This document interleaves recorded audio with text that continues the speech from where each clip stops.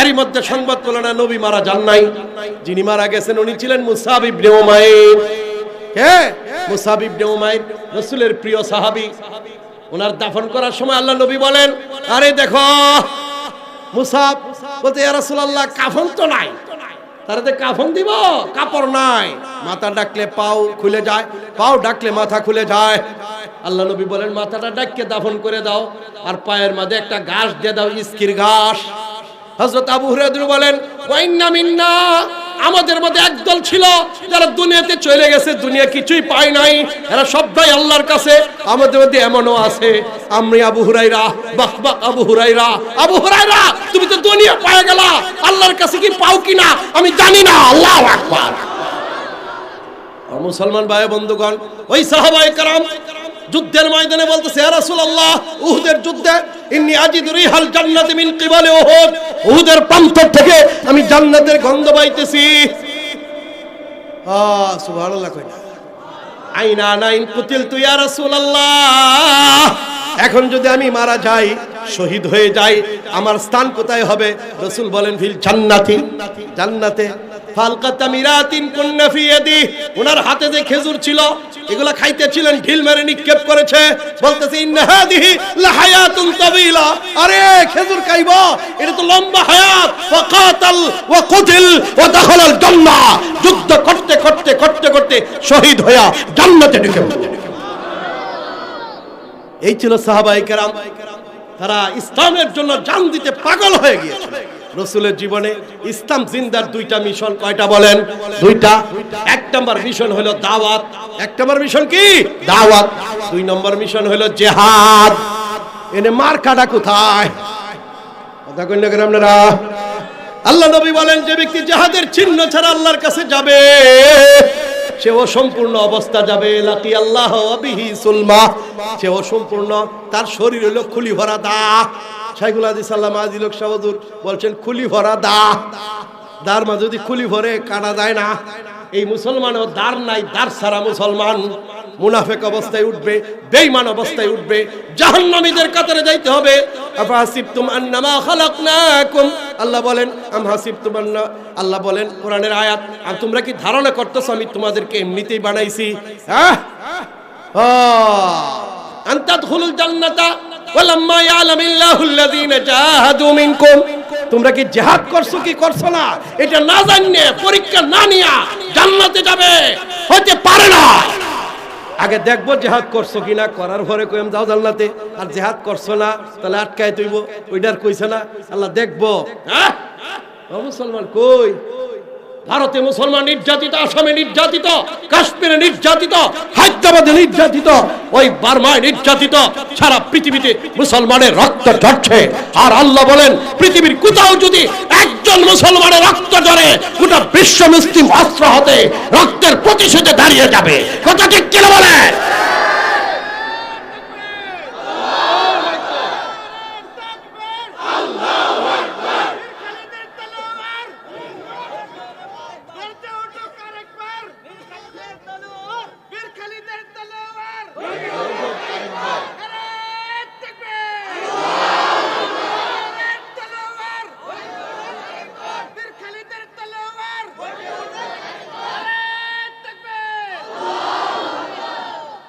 মারহাবা, এই স্লোগান হইলে গটি বলা হওয়া নাইতেছে। মারহাবা সব শাহজালালের বেড়াই বাও মারহাবা, আল্লাহ কবুল করবেন আমিন। এই এখানে ঘুরাইতেছে ভোলা আমলগুলি বাইরে, বাহিরে কি আপনারা কষ্ট লাগতেছে? মুসলমান ভাই বন্ধুগণ, আমি কি কোরআন হাদিসের বাইরে কইতেছি? আল্লাহর সাথে সাক্ষাৎ করব, প্রস্তুতি নেন। আল্লাহ বলছে জান্নাতে যাইতাম না জিহাদ না করে। আল্লাহু আকবার কই না? একজন মুসলমানের দাম কত, তার রক্তের দাম কত, সংক্ষিপ্ত কয়েকটা ইতিহাস বলি আমি, শুনবেন ইনশাআল্লাহ। আল্লাহ কবুল করো। আল্লাহ নবীর কাছে সংবাদ আসলো হযরত রাসূল উমরা করার জন্য মক্কা থেকে মদিনায় চলে গেলেন। মদিনায় যাইতে গিয়ে জিদ্দা হইয়া মক্কার পাশে 25 কিলোমিটার দূরে হুদায়বিয়া প্রান্তরে উপনীত হলেন। কথা শুনতে আছেন? হুদাইবিয়া মক্কা শরীফ থেকে জিদ্দায় যাইতে 25 কিলোমিটার দূরে একটা জায়গা হুদাইবিয়া, আমি সেখানে গেছি আলহামদুলিল্লাহ। এই হুদাইবিয়া প্রান্তরে আসছেন, মক্কার কাফেররা বলে মুহাম্মদ তোমাকে মক্কা থেকে বিদায়িত করেছি, তুমি মক্কায় ঢুকতে পারবে না। বলতেছে দেখেন মক্কায় তো আমি উমরা করতে যাইতেছি, আপনারা তো উমরা যাত্রীদেরকে আপনারা নিষেধ করেন না, আমরা তো উমরা করতে যাইতেছি, যুদ্ধ করতে আসি নাই, আমাদের তরবারি একটা করে আছে কিন্তু এটা হলো খাপের ভিতরে, আমাদের যাইতে দেন। বলতে না যাইতে পারবা না। সর্বশেষ সুহাইল নামক এক ব্যক্তি আসলো, রাসূলের সাথে চুক্তি হইল যে আগামী 10 বছর আপনার সাথে আমাদের আর যুদ্ধ নাই, যুদ্ধ করব না, এবং আজকে এই বছর আপনি ফেরত যাবেন, আগামী বছর এসে উমরা করে যাবেন। কথা শুনতেছেন? এই জাতীয় চুক্তি হইল, কয়েকটা চুক্তি। এই চুক্তির পরে ওই যে হাদিস বলছিল মনে আছে, এই চুক্তি হলো। কিন্তু এই চুক্তির আগে কি ঘটনা ঘটলো? মক্কার কাফেররা ঢুকতে দিবে না, আল্লাহর নবী হযরত উসমানকে পাঠাইলেন। আবু বকর বলে আবু বকর তুমি যাও, ইয়া রাসূলুল্লাহ আমার আত্মীয় স্বজন তো শক্তিশালী না। উমরে বলেন উমর তুমি যাও, যে আমার গোষ্ঠী অত শক্তিশালী না, মাইরেল আমি গেলে। পরে বলতেছে উসমান, সবাই বলে উসমানকে পাঠান। কেন? উসমানের গোষ্ঠী বনি উমাইয়া, উমাইয়াদের শাসন দীর্ঘদিন চলছে, ভাওয়ারি গোষ্ঠী, কুরাইশ গোষ্ঠীর মধ্যে। হযরত উসমানকে পাঠান। উসমান যদি যায়, এক তো হলো সে ধনী মানুষ, তার কোটি কোটি টাকা মক্কায় মানুষে খাইতেছে, তার গোষ্ঠীরা বড়, উনি গেলে কেউ শব্দটা করবো না, মালের দাম আছে না কি গন। হ্যাঁ, হযরত উসমান রাদিয়াল্লাহু তাআলা আনহুকে পাঠাইলেন। উনি গেলেন, যাওয়ার পরে ওনার যে জামাটা আছেন না, প্রথম একটা ঘটনা বলি, জামাটা হইলো এই যে টখনুর উপরে, সুবহানাল্লাহ কই না, এই যে গড়া গড়া উসা হাড্ডির উপরে। তখন মক্কার ওনার আত্মীয় স্বজন, এই উসমান তুই অনেক বদলে গেছো, জামাটা তোর উপরে কেন, নিচে নামা। ওরা বলতেছে আমার নবী উপরে পরে। আল্লাহু আকবার কইছে। আমার বাংলাদেশে যারা প্যান্ট শার্ট নিচে পরে, এরা কাড্ডা পরে, নবী ডানে খ্রিস্টানের ডা। কথা বুঝতেছেন না? রাস্তায় যে গাড়ি চালান ডাইনে না বামে, কথা কই না করে, রাস্তায় যে বাস চলে ডানে না বামে, যে কথা বাইরে না করে আপনাদের মুখ দিয়া সত্যটা কথা বলেন, ডানে না বামে। নবী কি কয়, ডান দিক দিয়ে বাম দিক দিয়ে চলবে? বাম দিক দিয়ে শয়তানে চলে, ডান দিক দিয়ে আল্লাহ চলে। সুবহানাল্লাহ কইনা। আমার দেশের রাস্তায় চলার আইন এটা আল্লাহর আইন না শয়তানের আইন? আর্মি বিডিআর পুলিশ যখন পিটি প্যারেড করে তখন ডান আগে না বাম আগে বলে? কথা কই না করে, লেফট আগে কই না রাইট কয়? লেফট তো বাম না স্যার, কি কয় হাসান নাকি? আল্লাহ বলেন, আল্লাহ নবী বলেন, ইন্নাল্লাহ ইউহিব্বুত তায়াম্মুনা ফি কুল্লি শাইইন হাত্তা তানাউল ওয়াত তারাজ্জুল। আল্লাহ পছন্দ করেন প্রত্যেকটা কাজ ডান আগে পরে বাম। আর শয়তানে কয় না বাম, ইন্না শাইতানা ইয়াকুলু ওয়া ইয়াশরাবু বিশিমালিহি। শয়তান বাম দিয়ে চলে, বাম দিয়ে খায়। কথা শুনতেছেন নাকি? এখন আমার দেশের আর্মিরা কয় left right, left right, left right, বাম ডান, বাম ডান। আল্লাহ কি কয়? ডান বাম, ডান বাম। কথা কই না করে আপনারা? তাহলে আমরা দেশের আর্মি যে ট্রেনিংটা করে, এটা আল্লাহর সিস্টেম না শয়তানের সিস্টেম? পুলিশ আড্ডা, BDR, army, school, college, university, সব জায়গায় এই পিটি প্যারেডের সিস্টেম, প্রতিরক্ষার সিস্টেম শয়তানের, আল্লাহর নয়। আর এই আইন, এই সিস্টেম বদলানোর জন্য সমস্ত নবীরা এসেছিলেন। আমাদের মুসলমানের চেষ্টা সাধনা একটাই, পৃথিবীকে বদলাইয়া আল্লাহর আইন মতে সাজাবো। আল্লাহু আকবার। এই জন্য আমাদের আগমন, এই জন্য আমাদের প্রস্থান। কারণ আমরা কার?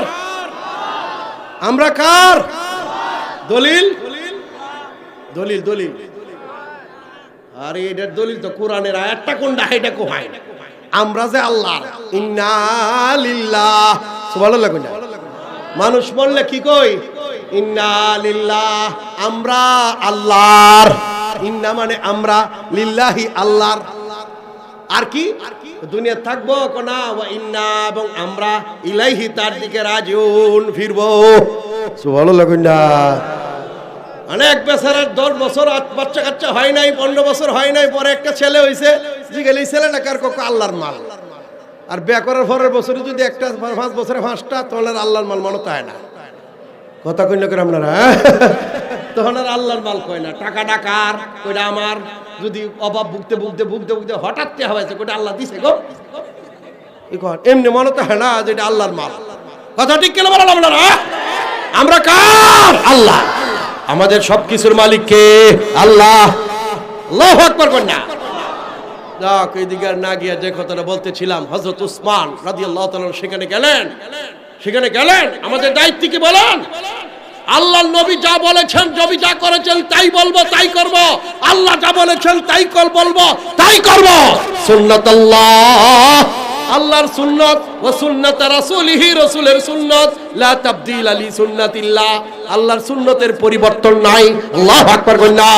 কিন্তু আমার বাংলার মাটিতে আল্লাহর আইন, আল্লাহর সিস্টেমকে বদলায়া খ্রিস্টান, ইহুদি আর মানুষের বুক বাদি আইন দিয়া দেশটাকে ভরে ফেলেছে। এখন আমাদের কর্তব্য এই আইনকে বদলানোর জন্য দাওয়াত দেওয়ার পরেও যদি গ্রহণ না করে অস্ত্র হাতে যুদ্ধ করা।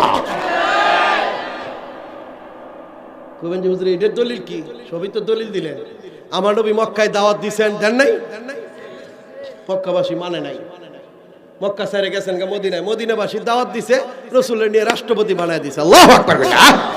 তিনি রাজা হয়ে গেলেন, ইসলামী শাসন কায়েম করলেন। মক্কাবাসীরা কয়, মুহাম্মদ মক্কায় গেছে গা, ধর হেনে। আবু জাহেল 1000 সৈন্য লয়ে মক্কা থেকে মদিনার দিকে গেছে গা, মদিনা গেছে গা রাসূল, মদিনার দিকে গেছে। একবারে মদিনার পাশে, মদিনার কাছে, বদর প্রান্তরে, মক্কা থেকে দূরে, মদিনার কাছে 175 মদিনা শরীফ থেকে, আর মক্কা শরীফ থেকে প্রায় 300 কিলোমিটার দূরে। এইখানে আল্লাহর নবী আর মক্কার কাফেরদের মাঝে মুখোমুখি হলো বদর প্রান্তরে। আল্লাহু আকবার। বদরের মাঠটা দেখে আইছি আমি, যুদ্ধের ময়দানটা মুখ দেখে আইছি কেমনে কি মাইট হইছে। আল্লাহু আকবার।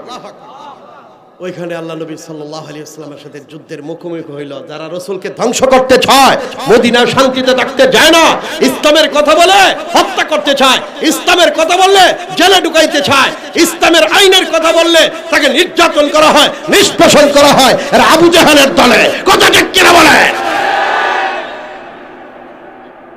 আবু জাহেল রাসূলকে মারবে, আল্লাহরে জিজ্ঞেস করে, আল্লাহ কি করেন? অসুবিধা নাই, মাইল। সুবহানাল্লাহ।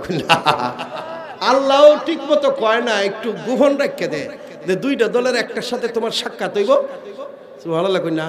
মানে একটা দল হলো আবু সুফিয়ানের মাত্র 40 জন, এর ধরার লাগে নবী গেছে, এখন সামনে গিয়ে দিয়ে 1000। হাই হাই, কথা শুনতেছো? গেছে 40 জন নীরব সব ব্যবসায়ী কাফেলা, আর গিয়ে দিয়ে 1000। এখন চিন্তা করতেছে, আল্লাহ কি করা যায়? সাহাবারা কইতাছে, ইয়া রাসূলুল্লাহ মাতা নাসরুল্লাহ, আল্লাহ না সাহায্য করব, বাঘ সামনে দাঁড়া। আল্লাহ নবী বললেন, ইন্নাল্লাহা মা'ানা, আমাদের সাথে আল্লাহ আছে। ইন্নাল্লাহা আলা নাসরিহিম লাকাদির, আল্লাহ সাহায্য করবেন। ও মুসলমান, বদরের যুদ্ধের কাহিনী বলে অনেক লম্বা কাহিনী। হযরত আব্দুর রহমান ইবনে আউফ সাহাবী দাঁড়ায় রইছেন, মনে মনে ভাবতেছেন, 1000 কাফের আইছে, আমরা হচ্ছে তরবারি নাই, মাত্র 5-6টা তরবারি, আর কিছু দা আছে না, দা খন্তি, কোরাল, দা, বর্ষা, টুকটাক গোড়া মাত্র 6টা, ওদের গোড়া 200 গোড়া, অস্ত্রের অভাব নাই, তরবারি ঝনঝন করতেছে। ওরা আছে মাটির মাঝে, মাটি চিকনা মাটি, আর মুসলমানরা আছে বালু, পাও ডাববে পড়ে, যখন মাইর হলে তো কুলাইতেই পারবো না। কথা শুনতেছেন নাকি? সুবিধা মতো সব জায়গা, পানির কুয়াও তাদের কাছে, মুসলমান বালুময় প্রান্তর, পানিও নাই, পানির সংকট, হাঁটতে পারতেছে না, অস্ত্র নাই, লোক দুর্বল, আর ওরা সব দিক দিয়ে শক্তিশালী। এই সময় আল্লাহ নবীর কাছে গিয়ে বলতে, ইয়া রাসূলুল্লাহ বাপ যা দেখা যায়, কুলাইতে তো পারবো না, কি ব্যাপার? আবার রাসূলের সাথে চুক্তি ছিল, মদিনার বাইরে তারা যুদ্ধ করবে না। আল্লাহ নবী সাল্লাল্লাহু আলাইহি ওয়াসাল্লাম বলতেছিলেন, কি গো তোমরা কি যুদ্ধ করবা? কেউ শব্দ করে না। এর মধ্যে এক সাহাবী দাঁড়ায় বলেন, ইয়া রাসূলুল্লাহ আপনি কি ভাবতেছেন? আপনার সাথে চুক্তি ছিল মদিনার বাইরে যুদ্ধ করব না। ইসলাম ভালো করে জানি নাই, কিন্তু আপনাকে চিনেছি, আপনাকে জেনেছি, আপনার ধর্ম গ্রহণ করেছি, আপনাকে ভালোবেসেছি। আপনি আমাদেরকে বনি ইসরাইলের মতো, মুসা নবীর উম্মতের মতো মনে করেন না। তারা আপনার সাথে যুদ্ধের কথা বইলে ফিলিস্তিনে ঢুকবে, আর তখন কাছে গিয়ে বলেছিল আমরা পারতাম না, ইযহাব আনতা ওয়া রাব্বুকা ফাকাতিলা ইন্না হাহুনা কাইদুন, তুমি আর তোমার আল্লাহ গিয়ে মাইর করো, আমরা মাইরও নাই। কথা ঠিক আছে নাকি গণ?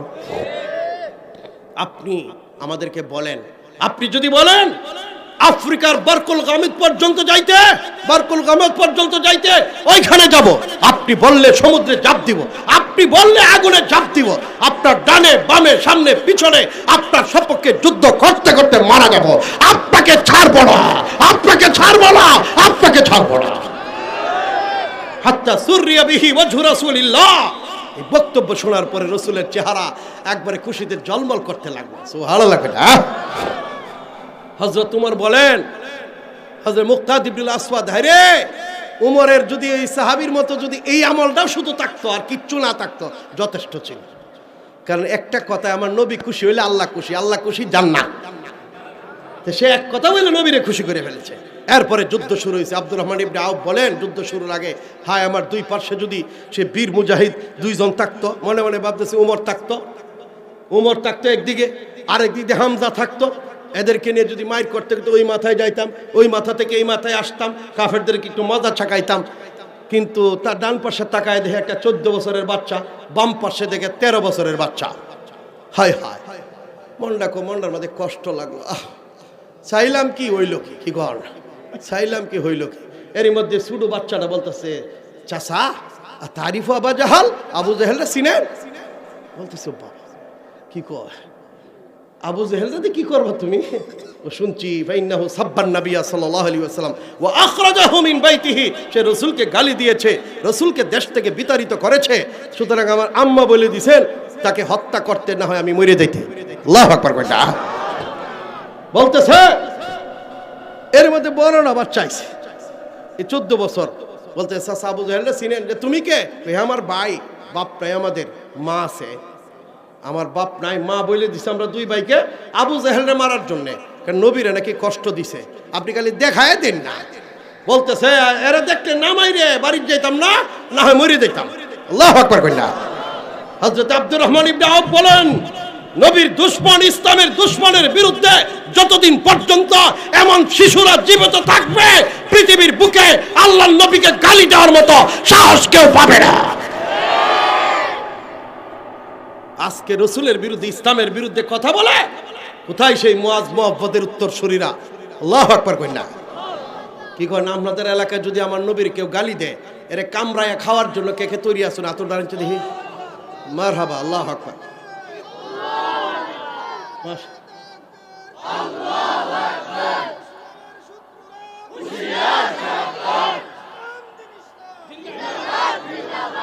মারহাবা মারহাবা, আল্লাহ কবুল করো। হযরত আব্দুর রহমান ইবনে আউফ বলেন, এরই মধ্যে যুদ্ধ শুরু হয়ে গেছে, মল্ল যুদ্ধ শেষ।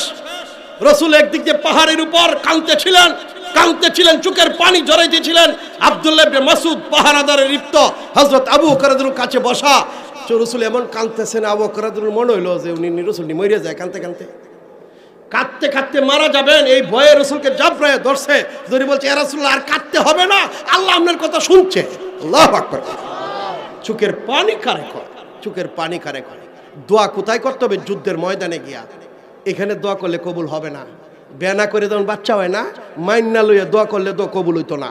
কথা কইলে আপনারা, আর দোয়া করলে যদি কবুলই হয়ে যেত যুদ্ধ না করে, তাহলে আল্লাহ নবী যুদ্ধে দেওয়ার দরকার ছিল। মসজিদ নবীতে বইয়া জালালি একটা খতম দিয়া নবী সাহাবারে কানলে দোয়া কবুল হইল না। সিস্টেম আল্লাহর এটা না। আগে মাইরে নামো, তোমার শক্তিরে ব্যবহার করো, এরপরে আল্লাহর সাহায্য নামে আসবে। আল্লাহু আকবার কইনা। আমরা খালি দোয়া করি, মাইরো নাই। এই জন্য আমাদের দোয়া সামিয়ানের উপরে যায় না, আল্লাহর আরশে যাবে পরের কথা। কথা ঠিক কি বলেন? আর আমরা যারা ফির যে মুরিদে বেশি হাদিয়া দেয় হেরেই বক্ত। আপনারা এই ফির নবীর তরিকার ফির না, যে বেটা বেশি টেহা দেয় সবার মধ্যে নারে তাকবীর দেখেন বড় আইয়া কি গো এটা কোনটা? ওটা এসকো উঠতে টেহার এসকো, এটা আল্লাহর এসকো না। যাক, এই বিষয়ে আর ওয়াজ করে লাভ নাই, সপ্তাহের অপারেশন চলতো না। রাসূলুল্লাহ সাল্লাল্লাহু আলাইহি ওয়াসাল্লাম কাঁদতেছিলেন। এই দিকে আব্দুর রহমান ইবনে আউফ বলে, এই মুআজ মুআব্বাস, এই যে দেখো তোমরা যারে দেখতে শিকার করতে চাও, এই যে কারে রয়েছে কোনলা কই যে সাদা ঘোড়াটার উপরে লোকটা, এইলাই আবু জাহেল। আচ্ছা বলেন তো দেখি, 13 বছর আর 14 বছরের দুই বাচ্চা। এই তোমার বয়স কত হয়েছে? হ্যাঁ, এই 14 বছর 13 বছর ক্লাস হয় না? বলো তোমার কত? বেটা খারো বেটা, তোমার কত? 13। এই 14 কাল একদম দাঁড়াও, এই যে এটা খারো। হ্যাঁ, এই যে দিকে ফিরো, দেখো জামাইরা দিকে ফিরো। এই দেখুন 13 14 বছরের দুইটা আবু না নাম, এরা গেছে আবু জাহেলরে মারতো, এরকম দুইটা চেরা। আচ্ছা এরা দেখি কি যে ওনার মতো ব্যক্তি ডরাইব?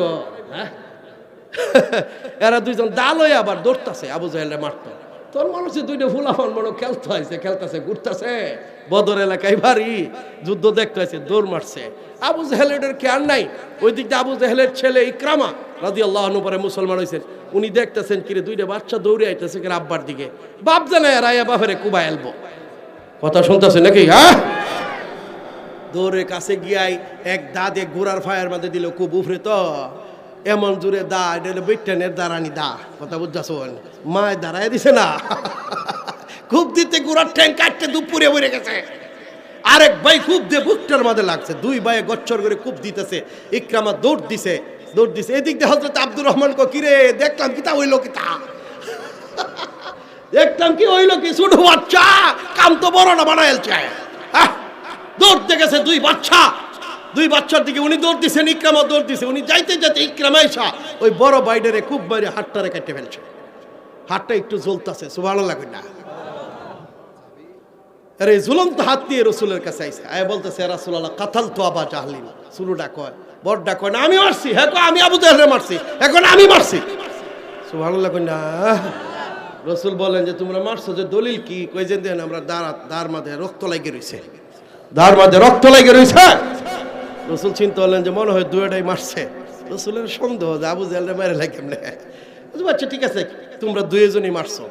ওই যে রসুলের দেফা হারাদার আব্দুল্লাহ ইবনে মাসউদ, আব্দুল্লাহ ইবনে মাসউদ আসলে ঠিক কিনা দেখে আছে, যদি ঠিকই পায় তা কথা আবু জাহলের কাল্লাটা কাটতে আমার নিয়ে আয়, সুবহানাল্লাহ না। হযরত আব্দুল্লাহ ইবনে মাসউদ সেখানে হাজির হলেন, গিয়ে দেখেন যুদ্ধ করতে করতে দূরে গেছে, একা পড়ে রইছে, বুকটার উপরে বৈশা গলাটা কাটতে রসুলের কাছে নিয়ে আসে। এই ভারতবর্ষের আবু জাহেল হইল নরেন্দ্র মোদী, কথা ঠিক কিনা বলেন? যে বাবরি মসজিদ ভেঙে রাম মন্দির নির্মাণ করেছে, ভারতের পার্লামেন্টে এরকম তাদের ভৌগোলিক ম্যাপ প্রকাশ করেছে গত বছর। এখানে 8টা দেশের নাম আছে, নেপাল, ভুটান, শ্রীলঙ্কা, মালদ্বীপ, আফগানিস্তান, পাকিস্তান, বাংলাদেশ, ইন্ডিয়া, 8টা দেশ। এটা নাকি রামের রাষ্ট্র ছিল, হিন্দুদের রাষ্ট্র ছিল। সেই রাষ্ট্র পুনরুদ্ধারের জন্য তারা কাজ শুরু করেছে। এটার ভূমিকা হিসাবে বাবরি মসজিদ ভেঙেছে, কারণ হিন্দু রাষ্ট্র 4টা, নেপাল, ভুটান, শ্রীলঙ্কা, ভারত। এটা তো হিন্দু রাষ্ট্র, ভারতের মানেই, কিন্তু 4টে মুসলিম দেশ, মালদ্বীপ মানে না, বাংলাদেশ মানে না, পাকিস্তান মানে না, আফগানিস্তান মানে না। এই 4টা দেশ দখলের জন্য হিন্দুরা মিলে যুদ্ধ করবে, এই জন্য RSS সহ বিভিন্ন বাহিনী গড়ে তুলেছে। সেই যুদ্ধ চলমান, তারা চালাইতেছে, আমাদের খবর নাই। অথচ হাদিসে আছে ইসাবাতানি মিন উম্মতি হাররাহুমুল্লাহ মিনান নার, আমার উম্মতের 2টা দল হিন্দুস্তানে লড়াই করবে। একটা দল যাদেরকে আল্লাহ জাহান্নামে দিবেন না, ইসাবাতুন তাজুল হিন্দ, একদল যারা হিন্দুদের সাথে হিন্দুস্তানে লড়াই করবে, ওয়া ইসাবাতুন তাকুনু মা ঈসা ইবনে মারইয়াম, আরেক দল যারা ঈসা আলাইহিস সালামের সাথে দাজ্জালের বিরুদ্ধে ফিলিস্তিনে যুদ্ধ করবে। বুঝা যায় একই হাদিসে 2টা ঘটনা, মানে ফিলিস্তিনের যুদ্ধ আর এটা একই টাইমে ঘটবে। বর্তমান ফিলিস্তিনে মার চলছে, একই ঘটনা ভারতে ঘটতে যাচ্ছে, কথা ঠিক কিনা বলেন? হাদিসের ভাষা ওই সময় ফিলিস্তিনে, সেই খুরাসান আফগানিস্তানে ওই এলাকায় ইসলামের বিপ্লব ঘটবে, এটা ঘটে গেছে। আল্লাহু আকবার কইনা। ভারতে দুর্ধর্ষ যুদ্ধ হবে। এই যুদ্ধে এক পর্যায়ে এই যে খুরাসান আফগানের মুসলমানেরা ভারতের মুসলমানের নেতৃত্ব হাতে নিয়ে এই ভারতের বুকে ইসলামের বিজয় পতাকা ওড়াবে। আল্লাহু আকবার। ভারতের রাজাদেরকে বাইন দিয়ে সিরিয়াতে যখন নিয়ে যাবে, তখন হযরত ঈসা আলাইহিস সালামের অবতরণ ঘটবে। আল্লাহু আকবার। মুসলমান ভাই বন্ধুগণ, বলতেছিলাম ওই যে 2 বাচ্চা, মনে আছে? 2 বাচ্চা, বড়টা বাচ্চা যুদ্ধ করতেছে, হাতটা একটু ডিস্টার্ব করে, ফায়ের মধ্যে দিয়ে টান মেরে হাতটা ছিঁড়ে ফেলাই দিছে।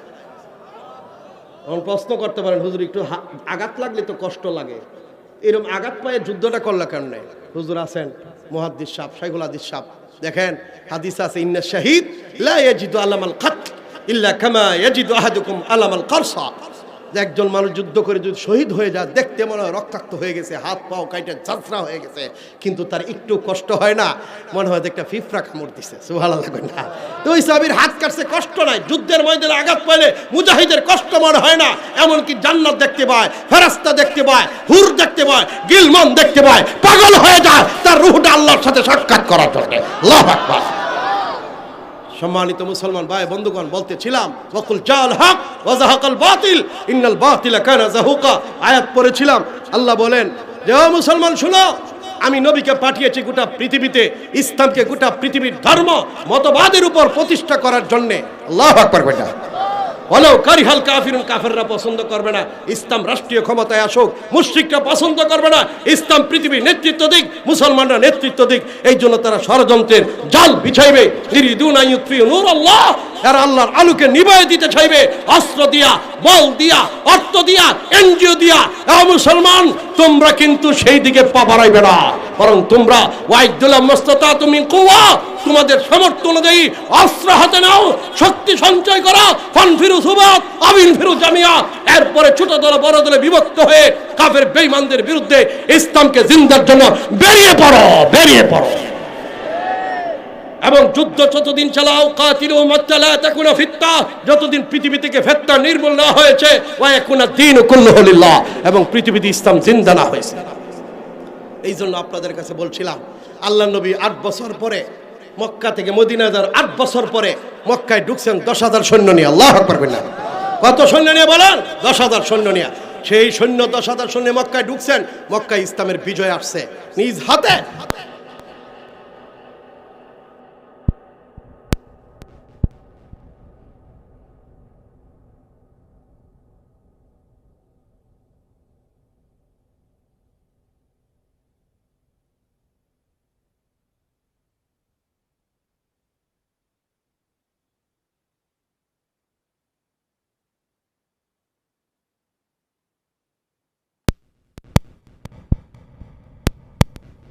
দাওয়াত দিতে গেছে রসুল 1400 সাহাবীর হাতে যুদ্ধের বায়াত দিলেন যে উসমানের হত্যার প্রতিশোধ না দিয়ে মদিনায় ফিরব না।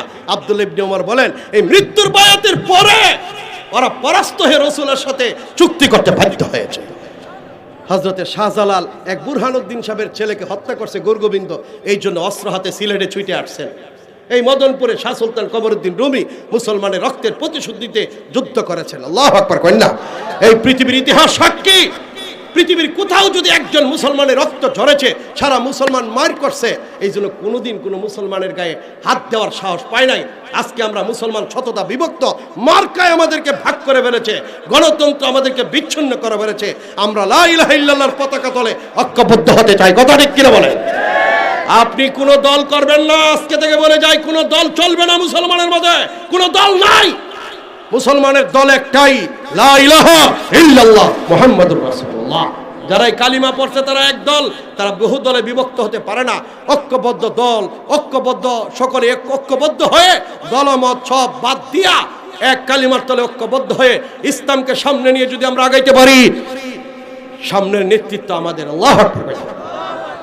ভয় পায়েন না, রসুলরে আল্লাহ 5,000 ফেরেশতাদের সাহায্য করছে।